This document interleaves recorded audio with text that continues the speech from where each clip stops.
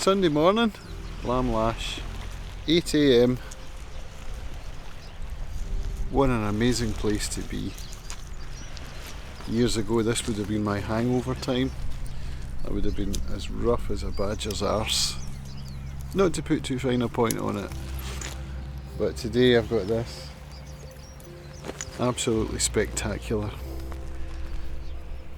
So it's been a fantastic couple of weeks. I'm working on a video right now about a hike that I did and my training for that hike. And what's happened is I have really got the bug for the outdoors. You might have noticed my last couple of videos have been recorded outside, and that's because it's time that I started taking advantage of this incredible island where I live. This is my unfair advantage. So yesterday I walked up a hill that I'd never been up before, which is just behind my house. I mean, just behind. I don't have to drive there. I just step out the door, turn left and walk up the hill and keep going. And I ended up on top of a hill that was just incredible. I mean, it was a tough slog to get to the top. I'll put some photographs in here for you. You can check them out.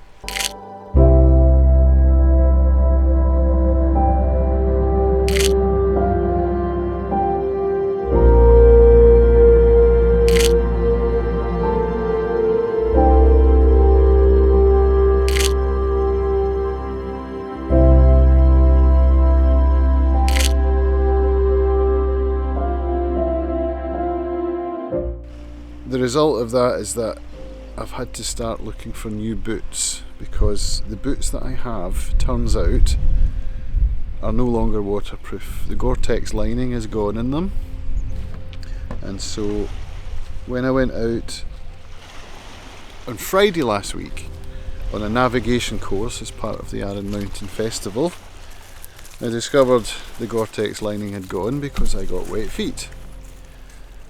I had another walk on Sunday, which left me the Saturday to go to the local outdoor shop and get some waterproof boots, but I couldn't get them because of my injury. I have a difficult foot on my right leg, and so finding boots that fit is a real challenge. But hats off to Pete in Arran Active. He was fantastic, so helpful. I love that shop. In fact, I'm very often kitted out in 100% Arran Active clothing because I just love that shop. But anyway, I spent hours online researching boots. I ordered some boots online, they arrived, didn't fit, sent back. So I was going to go over on Friday. I was going to I did book a trip to the mainland, over to Glasgow to visit Taiso and Nevis Sports, and then travel back with my daughter from high school, because she comes back on Fridays on the 6 o'clock.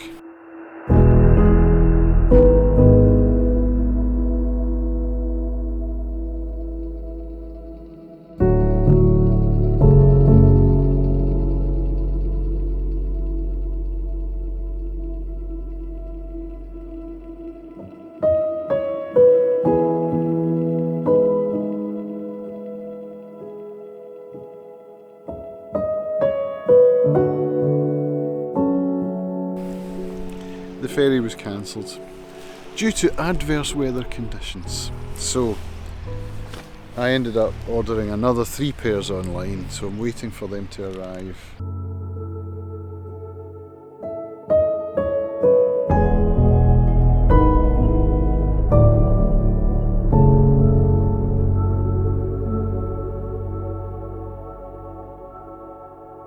It's a bit of a fiasco. But do you know what? I'm going to remain grateful for the fact that I actually do have my foot, because that wasn't a given, you know. Back when I was 17 and I fell off that cliff in the Lake District, it was touch and go whether they were going to amputate below the knee.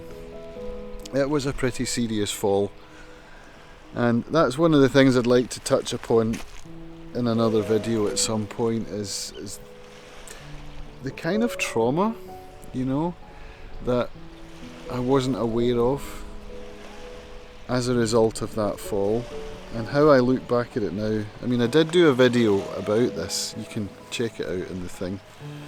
That was my 30-year anniversary, so the accident was 1989, and you know, that was the first time I'd really thought about it from a trauma point of view, and that got me thinking about addiction and my alcoholism, and wondering whether actually, you know, that was partly caused by, or wholly caused by, the trauma from that accident at the age of 17. I don't know, it's possible, let's just leave it there.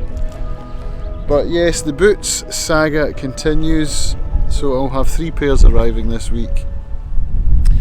I'm planning to start getting out at least once a week, because I can do that. I don't have a day job anymore. I'm self-employed as a freelance, building channels and coaching and all of that fun stuff, so it means that I can be flexible enough to get into the hills when the weather is fair. I don't have to plan weeks in advance and then turn up whether it's raining or not, because this is my unfair advantage. If the weather looks great and I feel like getting into the hills, I can just load up a bag, make a sandwich, fill my flask and step out, you know. So that's what I'm planning to do. There are a few routes that I would like to do, including a hike up the saddle, up Glen Rosa, and then up onto North Goat Fell, and then across to Goat Fell, which is Arran's highest peak. I would also like to do a wild camp at some point. I did buy a tent to do this 2 years ago, probably 3 years ago, and I've never actually taken it out the wrapper. Do you know, it's just insane. So I have the gear and I would like to use it, so I think sometime in the next month or so I'm going to go out and do a wild camp and maybe get some sunrise photos with the mountains in the background. That's something I've always wanted to do, inspired of course by the wonderful Kirsty Smith, a local Arran Mountain rescue and photographer. She's inspirational. She gets some of the best sunrise and sunset pictures I've ever seen. So check out her channel. Does she have a channel? Well, she's on Instagram anyway, so I'll put a link in the description. You can check out Kirsty's work and buy a print, because they're so good, honestly. But that's what I'm thinking these days.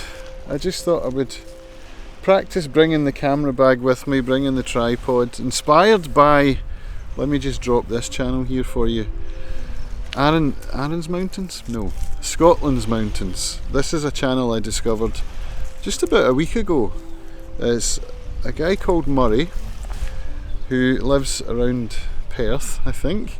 I've managed to glean that information from one of his videos, and his footage is spectacular. His videos are brilliant. He talks about Scotland's mountains as you would expect from the name of his channel, and it's just great footage. It's inspirational, and that's the kind of footage that I'm inspired to make myself, which means of course I'll have to buy a drone. Nice one, eh?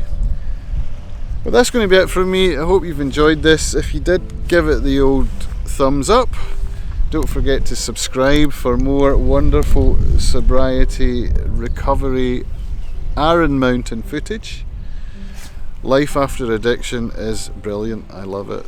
It can be yours if you want it, so just reach out and grab it. Thanks for watching. See you in the next video. Bye for now.